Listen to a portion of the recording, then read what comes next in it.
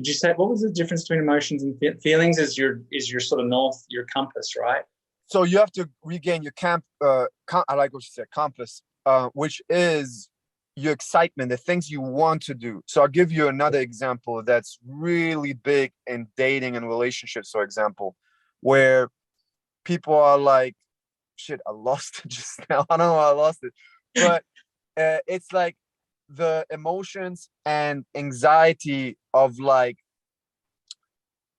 if you go with your excitement, you can feel the difference. Like if you tell me I love playing tennis, right? You tell me I love playing tennis, and it's a moment to moment thing. So it's a little bit of an art. But if you say, I love playing tennis, I love going swimming, I love doing this.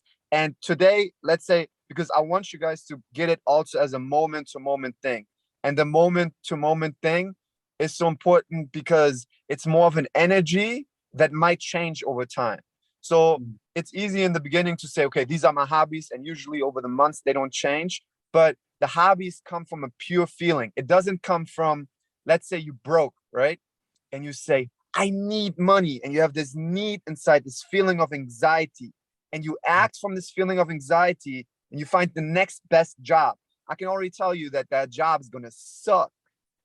Yeah. Because you acted from that.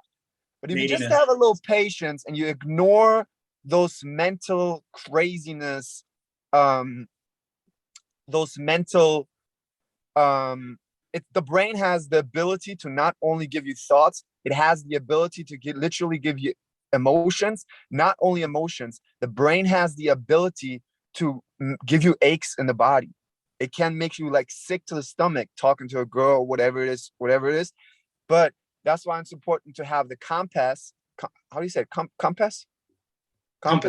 Compass, and go in the direction of which you love. You need to practice in our society. You need to practice this more and more because people are too focused on anxiety, thoughts, and all those crazy things, and they let themselves just, oh no, I need to heal. I need to heal before I do this. You don't heal. You literally create a new pattern of this is important to the brain to heal, so the brain will give you more problems. Does it make sense? It's crazy. It's go ahead. Yeah, I'll play that back. So you're saying that the brain, well, so I'm sort of retrofitting this into my circumstances. So the brain to heal is about moving towards that excitement, right? Or is that because let's not call it healing, let's call it creating emotional fitness. Fitness, nice. Yeah. I struggle with it simply because I mean I've recently last two months ended a relationship with someone who was very special to me, and I find that the things that made me feel alive have changed. In fact, it was the things that I felt really alive with was the presence of my partner, the things we did together. There was a lot of aliveness in that interaction. That fell away, fell off, and been in this lull with the combination of lockdown, where it's been a very introverted, reflective time, and I'm, that sense of alive has felt muted, and I feel alive. There's things that I know I feel alive with more intellectually. Like cognitively, I go, oh, I know I love to run, and I know I love to swim, and all the examples. But emotionally, I feel not so tethered to those things. And again, and it's an interesting sort of paradoxical situation because, it was only a few months ago that things felt so alive, and now they don't feel alive. And I'm sort of sitting in this junction where I go, do I embrace the feelings of the anti-aliveness at the moment, that sort of reflective, more like feeling, sometimes hurt feelings of hurt or loneliness or neediness or whatever, do I allow those to go through me and not try to accept them and to write and do whatever I need to do to sit with them? Do I allow that time to not run away from them, or do I just chase the aliveness?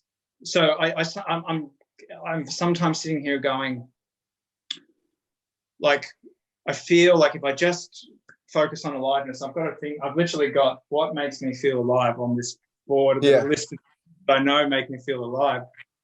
And if I had that and I just chase that, but I haven't sat in those feelings of loneliness, those feelings of sadness or whatever, if I haven't sat in those, I feel like I'm almost doing myself a disservice.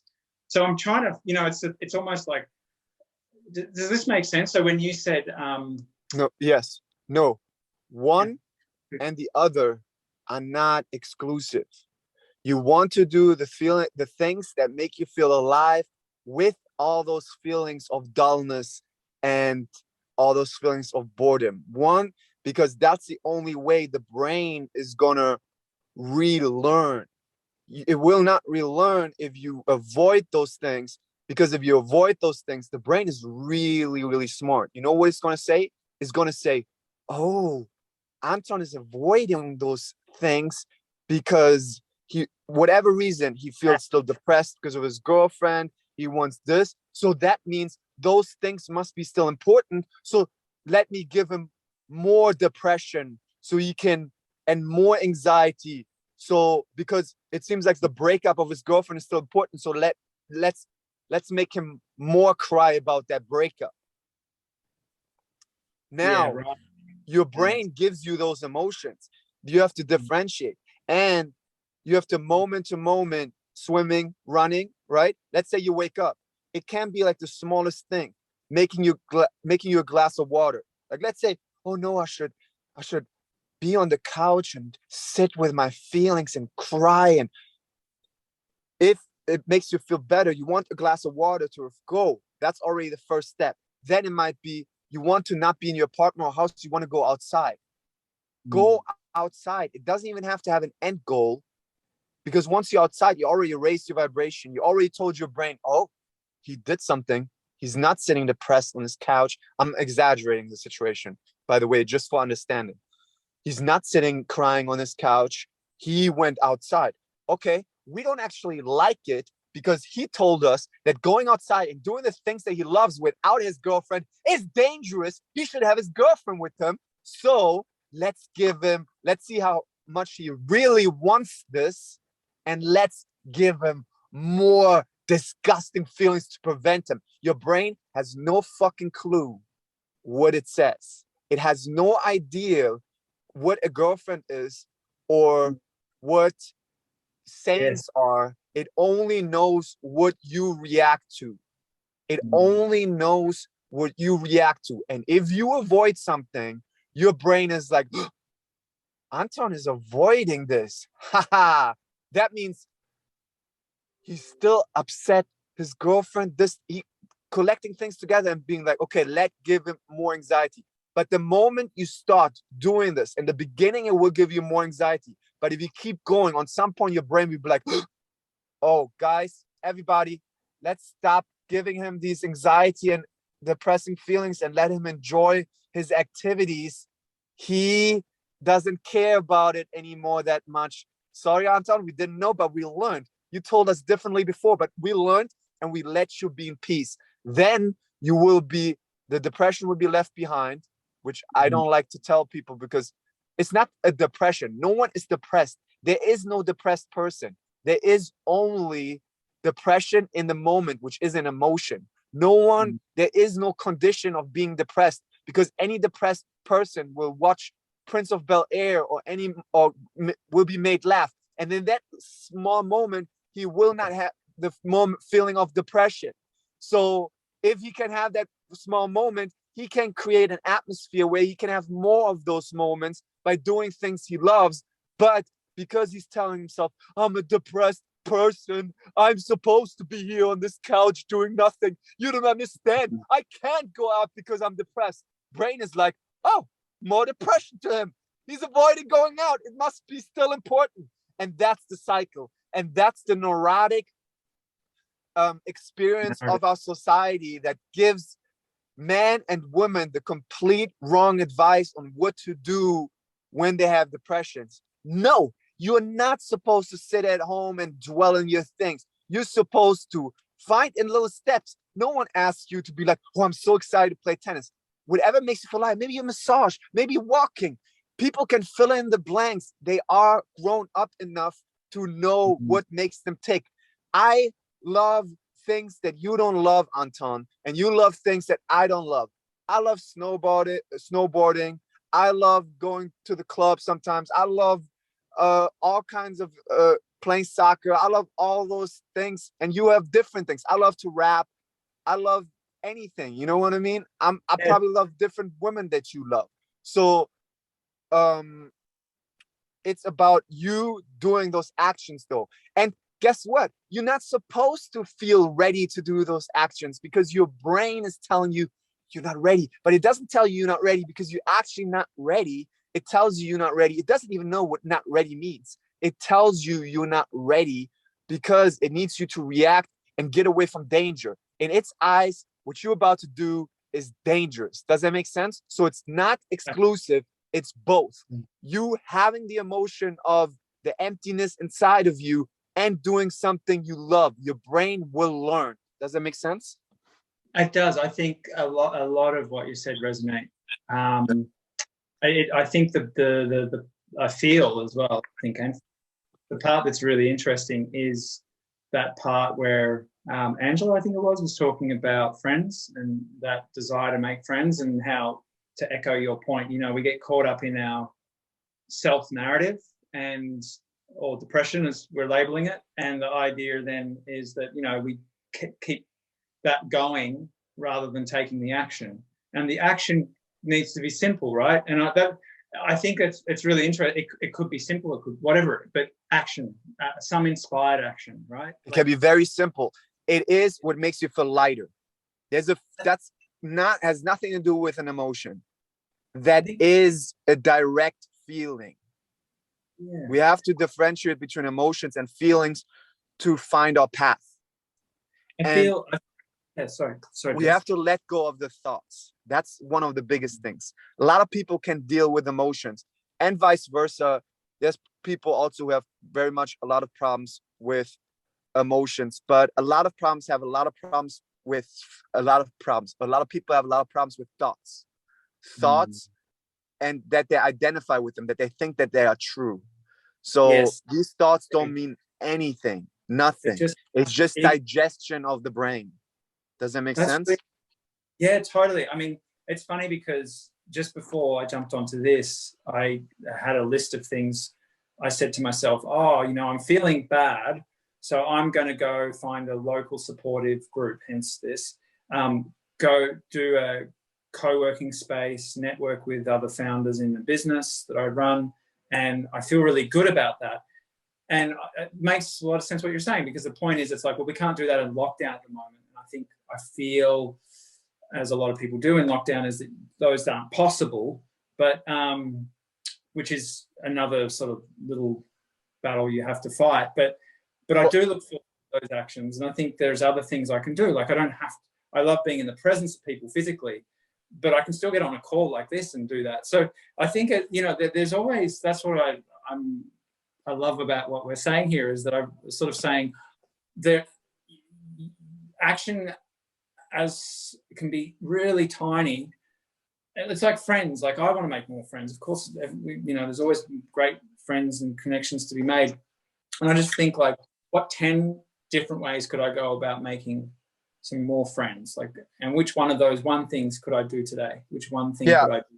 I told this Angela, make it even easier then, because I can tell you're a really smart person. A lot of times smart people overthink things. You need to put into action. And what I mean with that is, I don't know if you heard me saying this, what I said to Angela, but any hobby you have, if it's tennis, let's say tennis, right? You love it? Good. Go to a place where a lot of people play tennis. You already share the passion of playing tennis. Not only you share the passion of playing tennis, I'm almost sure that people who play tennis are also very much into health. And you probably also very much into health. I'm almost sure that people who are playing tennis are not only into health, but a lot of them are also into eating healthy, into maybe meditation, maybe other things that are connected to these healthy things. And the more healthy things you can rack up and go there and purposely make friends instead of going to a mall and be like, oh, I hope this person is my friend. I hope this person is my friend. Create your own life, create your own. Can you guys still hear me? Well, can't hear you too well, Jamie. Jesse, sorry. Wait, let me. I think it's because of. You're on. You were on loudspeaker. Second. Okay, now can you guys hear me? Also have Maureen as well. Yes, Maureen. Hi. It's a video on for the calls. No, yeah, I'm sorry, but I've always keep missing this meeting. I don't want to miss it because you don't have to miss it. You're great here. You already made it. But it's a video on for the meetings because it creates a better atmosphere for the people. It's like if you sit in a roundabout with people. I look horrible. I must tell you from now. I look horrible. I'm in my house. I'm working. We are very open to.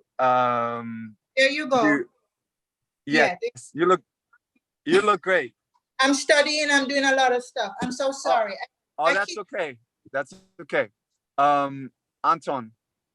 Yes. If you do what you love, and as an action, and it's a big problem nowadays because people love themselves to be, and me too. Like that's a big problem with me that the intelligence of someone. Sometimes you overthink a lot of concepts. You try to get everything ready before you start, so you have the safety of not making a mistake and making it perfect, and that will destroy your progress because the most that we learn is through experience. The people who put themselves into action first, I don't want to say action, like if you go blindless into action, that's stupid. I'm talking about following your excitement into action. That's something different because you go from an internal intelligence in your body that tells you this is the direction. And yes, sometimes it will be challenging, but you will learn a lot. You will get better. Like I used to start doing videos and I got better at making videos. I used to start talking on some point on these Zoom calls and I got more unapologetic of talking. I knew my way more around. I knew that if everybody has their camera on, it's a better atmosphere for everybody. I kind of know the things of it. And the same way, if you go out there, do the things that you love, you go play tennis, you will see how and then be yourself. That's another thing. You can't just go play tennis like, okay, I hope these people are my friends. What should I say? Oh, most of these people like Pokemon or Charlie Chaplin. Oh, okay, I'm going to talk about this. No, you're going to start talking about what you are excited about because then the right people from that tennis surrounding are going to come to you. Compared to if you just say things that you think other people will like, you will get the fake people, not that they're fake, but they are not the people for you. Does that make sense? Disingenuous. You're not going to really connect. Yeah, and that's an art. So because in our society, it's trained to be a sheep. You're not supposed to disagree with anyone. You're not supposed to stand up. But that doesn't mean to be like, oh no, I only talk. That's another, like there has to be a balance. I only talk about the things I want to talk about. That's craziness. Like that's just being a selfish prick. Like yes. you will enjoy conversations, even what they talk about, and then you can just chime in your energy. It's more about an exchange of energy. Go ahead. What do you want to say? Because I'm curious because it's you're sometimes in that state of inspiration and aliveness, right? You are. I mean, we all find ourselves at that in our lives. Yes. Right. And I think, but if you're feeling, I mean, to access that more readily rather than sort of wait for it to find you, how it sounds very intentional, almost manufactured. So that's why I wonder if it's more a case of just saying, okay, how do you step into that space more? Like, you know, action has to be inspired from something. So, you know, how do you step into that space where you're feeling alive? I've hijacked what you say. You were saying your excitement, and I say feeling alive. But when you're feeling excited, it's okay. Just try to clarify your question a little bit more to like what you really want to say. The question is really how do you generate that? So say that I'm sitting in. So yeah, the question is how do you generate? You don't generate it; it's already in you. How do you? You don't generate it. You just being more of yourself. So some of you and along the way, you're growing more and become more of yourself, but it's not a feeling that is fakely put on. Yeah. It's already in you. And the more you meditate and the more you relax, the more that compass shows you the direction of your excitement. And the more you follow your excitement, the more sensitive you become to things that excites you. But you have to do it moment to moment. Like, and it doesn't have to be a big thing. It can be, oh, I would love to eat right now. And then what after? You have all these options. Ask yourself from all these options, what's the most exciting thing for me to do? Or I would love to call that person. This is the part that sorry, Jesse, I was just saying, that's the part where it feels like it's interesting. There's a bit of a tripwire there because I wasn't seeing where the tripwire was, but I get that now. It's a bit more like you have all these options at any time and these little delights are just sitting there. And for me, overthinker, I'll go, there's 50,000 things I want to do and all of them excite me. Which one do I go for first? The one that's most exciting. And if two things are the same excitement, you go for one and you will figure out, oh, okay, the excitement went down, go to the other one. You will figure out which one was more exciting. Love that. But you can only figure it out doing it. Yeah, I know it's not easy, but you know why it's not easy? You know what? Because our society trained us in school to believe authorities. So and other people and said, oh, we have to think about it a lot. Because there's a difference between, look, there's a lot of emotional people, okay? A lot of emotional people who act on their emotions. And that's stupid because that comes from, if I tell you you're stupid and you act emotionally, you might punch me in the face and then you might go to jail. So I'm not saying to act from emotions. I'm saying to act from pure feelings. But there's a lot of emotional people who have relationships, who their relationships just blow up because they act on every single emotion and thought that their partner triggers in them. So, sorry, just to reiterate around the definition of emotion versus feeling at this time, I think would be really helpful. Emotion comes from the brain and feeling comes from your heart. Right, got it. Okay. Or so stomach.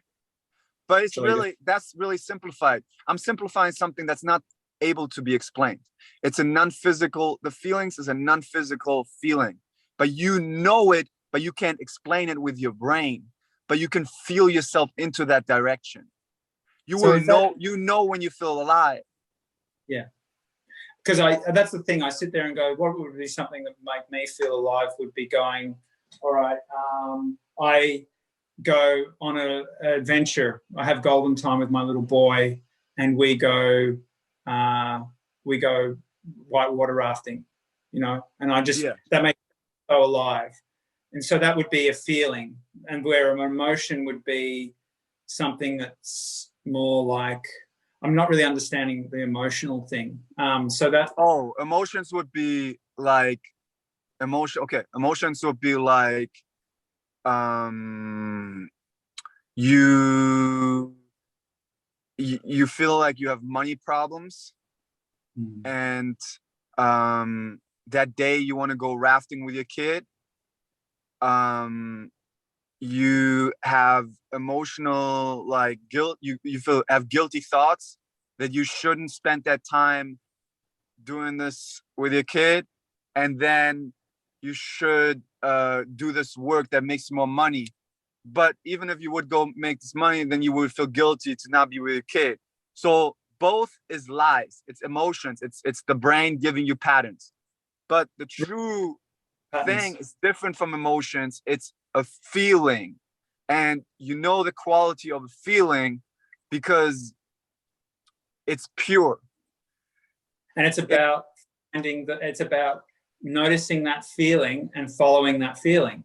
And following that feeling in the smallest way to train and more. But even us talking about it, you're not practicing it unless in the moment you ask questions or you talk to me in a way that conjures that feeling. But that goes even more subtle. Do you see how subtle it can get?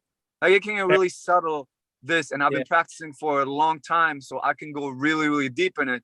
But to simplify it, example with the tennis is not going to be something where it's like, oh, I have to play tennis because, I mean, if it makes you money, yeah, of course, but it makes money, or it's going to keep our family together, or it's not coming from a need. It's just like, oh, this would be fun. It's like this would be fun compared to I have to or should.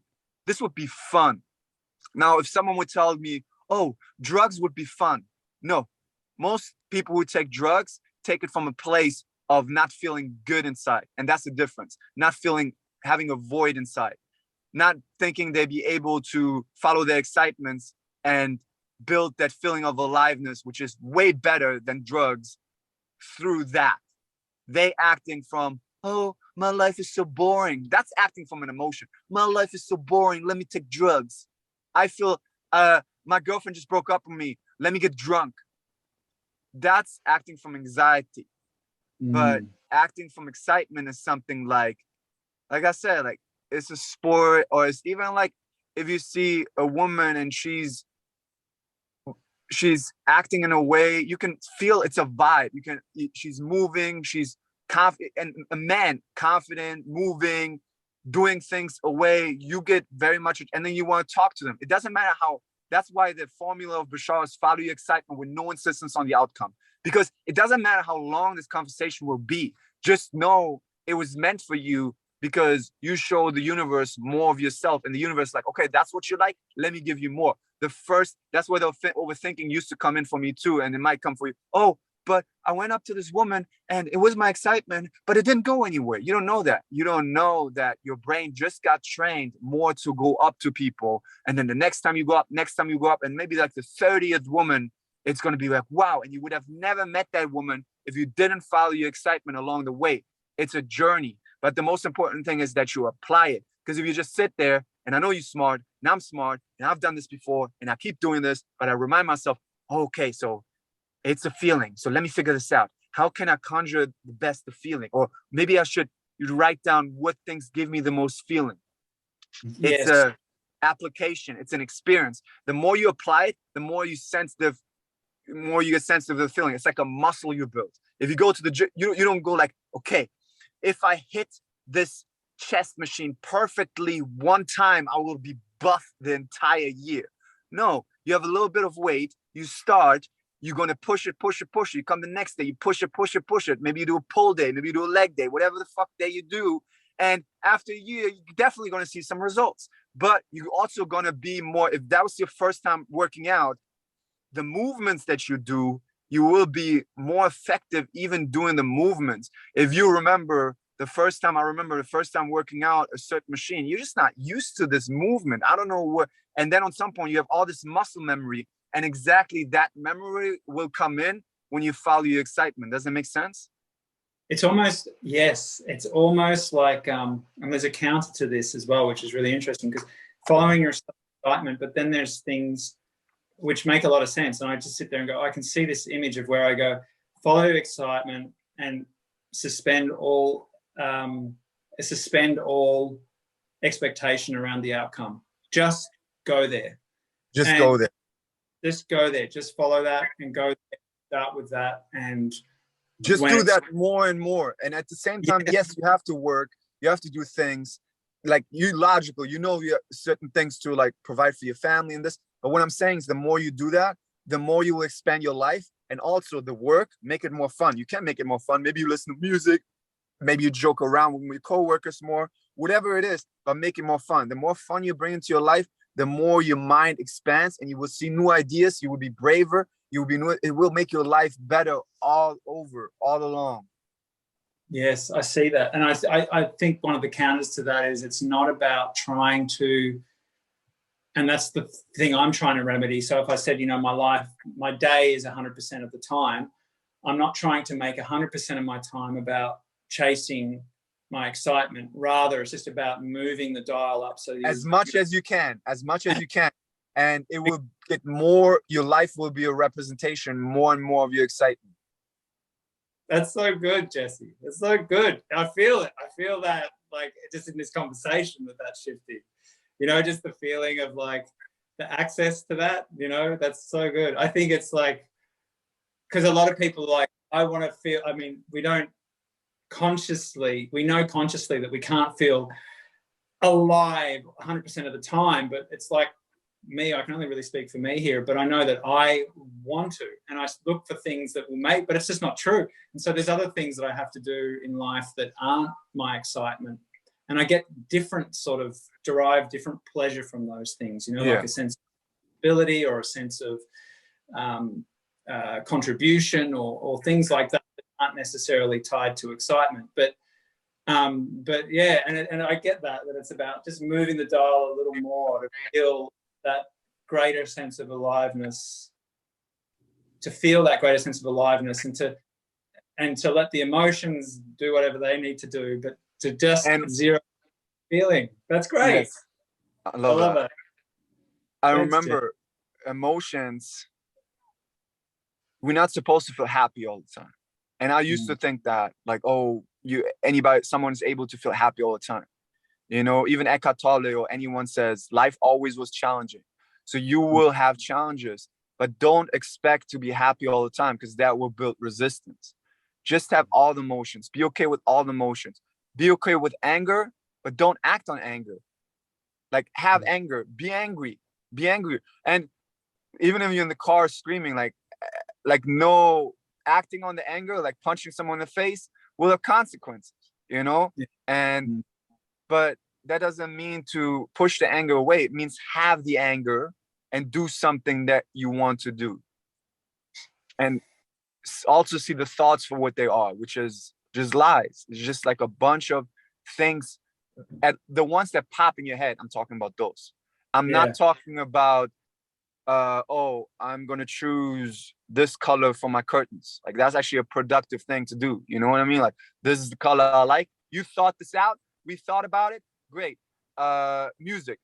I thought I want to use this beat for this. I think I want to use these words for that. Constructive thought. Thoughts coming in your brain like, you're not good enough. You're not this. You're not that. You're supposed to do better there. Should I do this? Should I do that? All fucking lies. All patterns from the brain that doesn't know what it's saying. The brain doesn't know what it's saying. It doesn't know. It just knows that you will react to it. It will literally use the things that it remembers that you reacted to it. Some people react to, you are fat. You need to work out. You don't do things. You're such a sucker. And some people react to that. Some people don't even react to that. So the brain's like, oh, the being fat thing doesn't work with that person. Okay, let's find something else. You're not worthy. It's just not you. It's just the brain. And it doesn't even know. It tries to be a friend because it tries to protect you. It's like protecting you from a tiger in the jungle. It just needs to show you that there's orange and black, and it looks for orange and black everywhere. So, but if you react to it, you tell it it's dangerous. And that's why I'm telling you, you can't stay at home and cry, because then your brain's like, oh shit, Anton, there must be a tiger outside, and there's no tiger. And you will get so much faster over the relationship. I'm actually, funny thing is, I'm finishing a relationship program right now that I'm gonna like bring out, because a lot of people, so many people will tell me about their problems. They don't know how to get over breakups. They don't know what they're gonna do after. They don't know all these questions. And was this the person? Did I fuck up? Is this the person? All this time, and it's all explained in there, and it's all explained how to get out of there. But with the things, it's action, action, action. Does that make sense? Absolutely. Yeah. Well, I'm interested, by the way, Jesse. Yeah, because I'm what's come up bit of codependence in that relationship between us. So I'm really curious to sort of break that codependent cycle around rescuer and helplessness and all this sort of stuff. That dynamic was pretty strong in between us, and I think that makes it a little more challenging to separate from, because I think a lot of stuff around identity and worthiness is tied into that, and so this is why this is a really interesting conversation, because I love that. It's more like, okay, cool, how do we all have more of that excitement in our life, independent of that, just within ourselves, just us. What does that look like? Yeah, I think that's something worth cultivating. So I'm loving this. Thanks, Jess. I love that. Yeah, and I'll talk about all of that in the program. I'm gonna like bring it out in the next weeks. And I love how many like topics you brought up. That was great, and it helps me. Even like some people are like, "Oh, you give so much," and I do give so much. But also, it just even that. Look how I practice something. I practice being with you guys. You guys ask me questions that I don't know before. No one like gave them before me, and I practice answering them from a feeling from my intuition, from just like, this is just literally, I can't explain it. I cannot explain it, how it comes out. But say it again. Like a stream of consciousness. I relate to that. And I don't stop it. And I found a way how to like, just like let it come out. But the more I do it, the more I practice it. And then when it comes out, it's like, wow, like this makes so much sense. Almost like, and this is even clearer than I said it last time. And then next time, like I'm on a fucking tour, or like someone asks me a question about it, or I make a TikTok, I can say it even more clear. The video blows up even more. Like some people are like, how are you so clear? How do you like bring these words in the video from there and there, and you guide us through? I'm doing this for a long time, and I've been practicing it, and I've been practicing myself. Like all these things I'm telling you, I'm practicing myself. So because I know what it does in my body, I know what it will do for you in your body, and I can go at it from all angles. And that's why it's so important. Whatever you do in life, whatever your profession is, do the things instead of just thinking about it, because you will learn so much more. Like Elon Musk, he learned way more from shooting those rockets and failing 3 times, almost going broke, than just like, oh, idea 10 years and it worked and he progressed. But he knows it's about, okay, I need to have the experience under my belt. Does that make sense? It's almost like saying, asking yourself the question, what are you prepared to fail at in order to succeed? Yeah. Yeah. Well, you need to fail in the direction of what you love. Yeah. Exactly. What's his name? Jim Carrey said this. He said his dad failed at something that he didn't love, and that brought him that he rather fails at something that he loves, That's a double whammy right there, isn't it? That's a double whammy. Maureen. Yes. How you doing? I am doing great. I haven't joined in a while. I keep missing you. Well, you found us today. Yes, I'm happy to get the email, and I'm happy to be on here. I'm learning so much listening to you. And I had not spoken to you since maybe the early part of summer. Oh, you were with us on the bigger calls. Yes. But what I want to say is, I went through what you said it's not a depression, but I was in my shower one day and suddenly, I don't know from nowhere, I just suddenly got a panic attack. Mm-hmm. It was the most painful experience. It's like I could feel pain for every creature on earth. I don't know where it came from.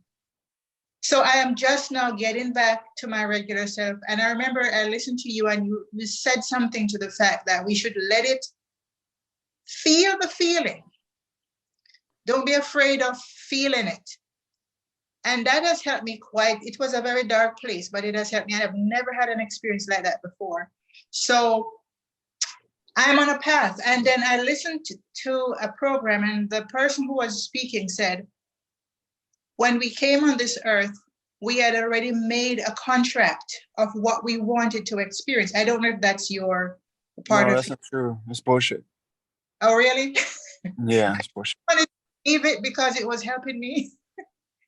Oh yeah, if it helps you, great. But Could you? but it also disempowers you. No, it also disempowers you. In the long run, it will disempower you. But tell me again, she said that we would have signed a contract with, oh my God. No, we had signed a contract with our health of what we want to experience here in order to grow. That this earth was like a prison, and that we came on here to evolve spiritually and emotionally. So I kind of said, well, what is the reason why I did this experience? It was a horrible experience. It was a panic attack that I had not planned for. And until now, Go ahead. Yeah, clarify your question, but go ahead. I want to hear it out. I don't know where this came from. It was just how do you say this? An accumulation of thoughts and emotions. And then when the panic attack came, if you would have said, oh, I love this, give me more anxiety, give me more panic attack, give me more. But what you did was, you did, no, it's the power, I might die. What's gonna happen? So more resistance. People who have panic attacks because they get worried about panic attacks. The highest, Mark Freeman talked about this. The study is that the highest cause of panic attacks is to be worried about panic attacks. That's some crazy shit if you think about it. Yeah, there's panic attacks for other reasons, right? You can't breathe, this, that. But the highest cause of panic attacks is because you're worried about panic attacks. And don't have resistance to feelings, but also don't let them treat you like a slave, but go in the direction of doing the things that you love. Like, don't overthink this. Even the spiritual thing, like, spiritual should be there for you to do the things that you want to do in life. You want to talk to more girls? Should help you. Go. You want to play more soccer? Go. You want to do this business? Go. You want to do this YouTube? Go. Like, that should help you. It's not there to have all these ideas. What does it mean? And the person saying, no, first off, Earth is not a prison. Second, I think if anyone would say, I know exactly why we're here. I know it exactly. In my teachings, I know exactly why we're here on Earth. And that's just, I don't think anyone can say that for sure. But in my understanding, it's just, my dad has this beautiful saying, we are life to live life. Done. That's it. It's that simple. We're just here to experience life. And if we lived lives before, how many lives we lived before, but you're just here to enjoy this moment, and then this moment. Not necessarily enjoy, because we can't enjoy every moment, but experience it, have the experience, and then create your life in the way that you want to create your life with the free will. It's very fucking simple. It's so simple. But you know what? All these teachings, all these studies, all these, in the Bible, it says this, you have to do this, you have to do that, takes the normal logic, stable understanding out of it. We are here alive. We have a free will. We can do whatever the fuck we want, whatever we want. And that's your simple underneath thing that should give you the understanding that this is really a fun game to play. You can quit your job right now if you wanted to. Now, it said consequences, you did. And so many people would talk to did. You said consequences, but you will find a new job. And you might make your own job. And you might say, like I did, I'm not gonna do this. I'm gonna make my own thing. You know? Mm-hmm. Make it simple. Quick question, Jesse, on one of your points. Just about, like quitting your job, like that's right there for me right now, I have to admit. I guess that's like, to feel that I don't automatically, there's no excitement there for me. There's just like worry, So, okay, let me give you this. And remember what you are going to say. If you are not sensitive, calibrated to your excitements yet, because you haven't applied them fully, you are not right now in the atmosphere to make a decision about anything. Yeah. So, And so getting I love this. I think Rumi said this. And God, 10 years ago, I don't know how long, I was at a therapist and he had this picture on the wall and he always pointed to this. And I was like, why is he pointing to this? And it said, it was the Rumi one where it's like, sometimes we don't know the answer to things, but along the way, we're gonna live into the answers. But for that, like even right now, I know I don't have, but by going into my excitement, you raise your vibration and you're on a different level. The problem with you is you try to get the answers on the level of the mind. You can't get the answers on the level of the mind because the mind made the problems. And it doesn't let you get on. Yeah, that's why a lot of scientists after they found out the problem, they used to meditate and they used to be in a silent room and they took showers and then, oh my God, I know the answer. Or Einstein did imagination experiments and these were really happy for him. Like he loved them. So it raised his vibration. It was like, oh, that's cool. So right now, don't think that you know the answer about your job. And I'm not going to give you the answer. If anyone knows me as a coach, they know there were rare situations where I gave someone like, okay, yeah, you need to move out. And it was like something like, damn, the brother is a police officer and beat her. Like then yeah, I have an answer for you quickly but 99.99% of the time, I will never take away from someone else in circumstances, the decision. Should you break up? Should you not break up? No, it's not my business. It's your business. And any coach who says these things is just full of themselves and has no idea what they're doing because I don't have your answers. I don't have them. You have them. You have them, but only if you raise your vibration and you resonate with that answer. You have to find your own resonance. Even from the talk that I give you today, all three of you, you only take what you resonate with and you leave what you don't resonate with.